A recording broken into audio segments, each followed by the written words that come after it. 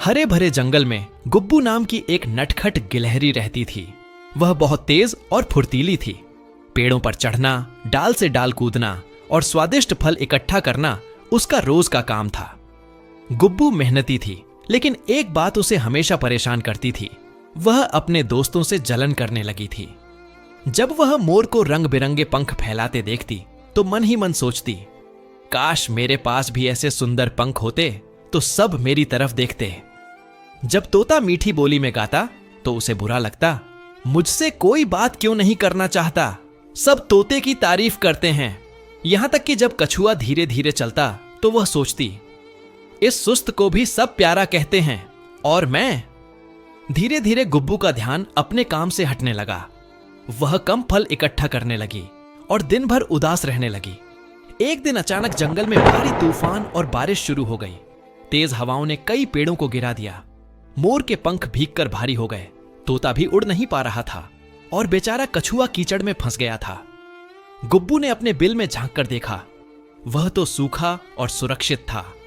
तब उसके मन में विचार आया, मैं जिनसे जलती थी आज वे सब मुसीबत में हैं। क्या मैं कुछ कर सकती हूं? उसने बिना समय गंवाए कुछ किया जो उसने पहले कभी नहीं किया था। वह बाहर निकली और मदद में जुट गई।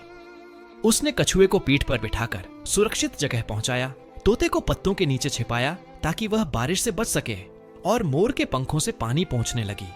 जब तूफान थमा और सूरज की किरणें झांकने लगीं, तो सबने गुब्बू को धन्यवाद दिया। मोर बोला, तू जितनी तेज है उतनी ही दयालु भी। तोते ने कहा, तेरी मदद के बिना हम शायद बच नहीं पाते। कछुआ मुस्कुराया और बोला, धीमा कौन तेज कौन, ये तो हालात बताते हैं।